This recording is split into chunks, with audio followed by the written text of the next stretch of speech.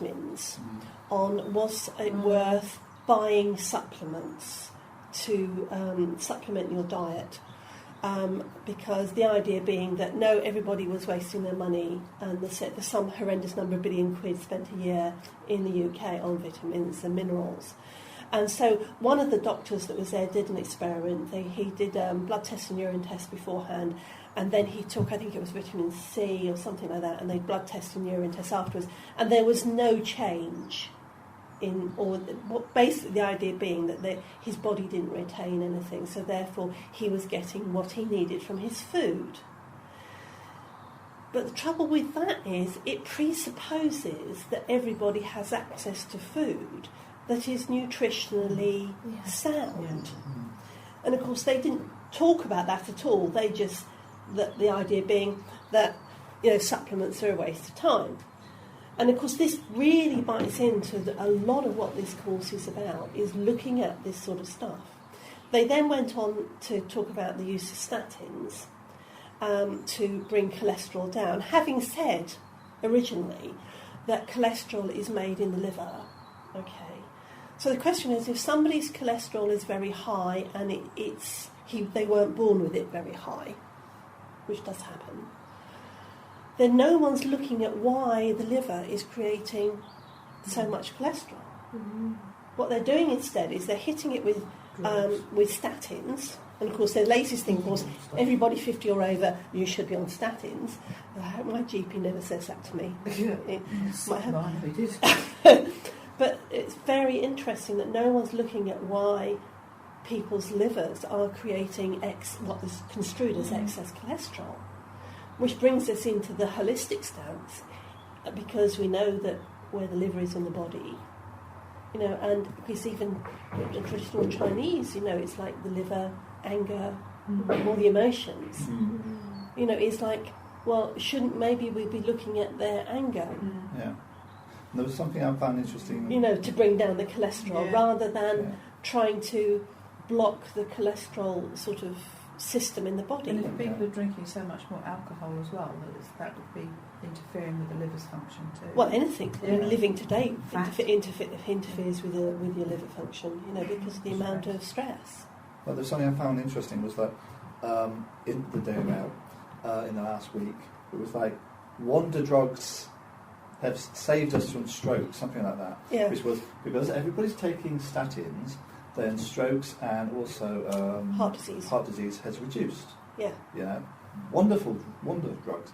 Now, of course, if you then read through, it's like, by the way, people are eating better and they're taking more exercise, etc., etc. Well, that has nothing to do with it. Well, they didn't say it didn't have anything to do with it. It wasn't the headline. No. That's the whole thing. So somebody reading that would go away with the belief it's the drug that's causing it, not all the other things. Well, in your info for today, I put it in a bit earlier than I was going to do. There's at the very back. There's an article from not the latest, but the one before that, Caduceus magazine, about cholesterol. And this bloke nails it. Does he? He does indeed. He nails it. My and I think that yes, by all means, allow other people to read it. But cholesterol comes up as part of today's stuff, but it also comes up a little further down because it comes up under media. Because one of the things that the KF core curriculum and even the units from the QCF don't cover is the role of the media in what people eat and think they need to eat today. And that is something that NCS actually, therefore me and people who taught me thought was actually really important. Because people have to understand the role of the media today. Yeah. And this comes in, today what we're talking about is nutrients, basically. It's like last time we looked at actually the anatomy and physiology of the digestive system. And now, if you like, we're looking at the better phrase, the anatomy and physiology of what's in the foods and things like that. And so we're looking today at amino acids, fatty acids, vitamins, minerals, and the other things that come from food. And looking at water, which again is very interesting because this is another thing that's come round again.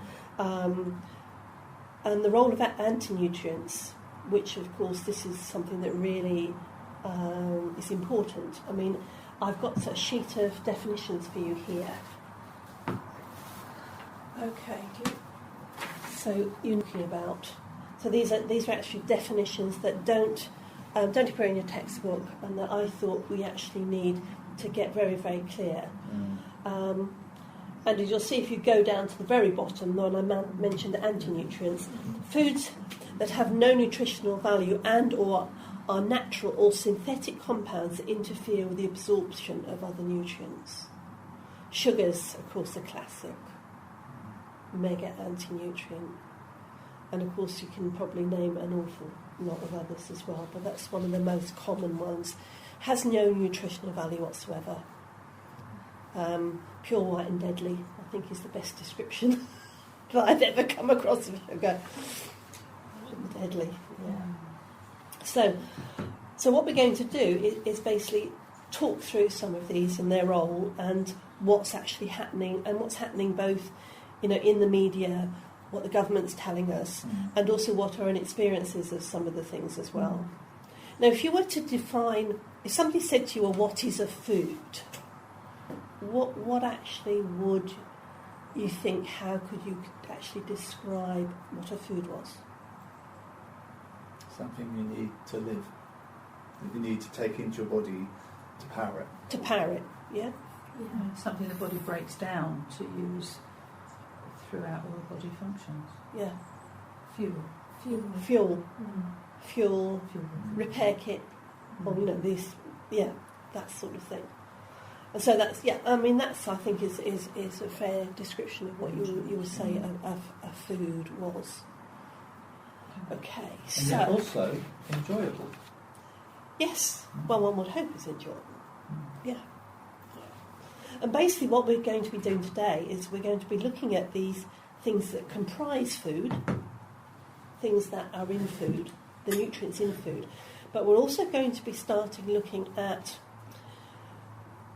the way that you can correlate those and everything we found out from last week to the more subtle stuff that as energy therapists we're used to look. So in other words, the correlations to the functions of the chakras, the correlations to the colour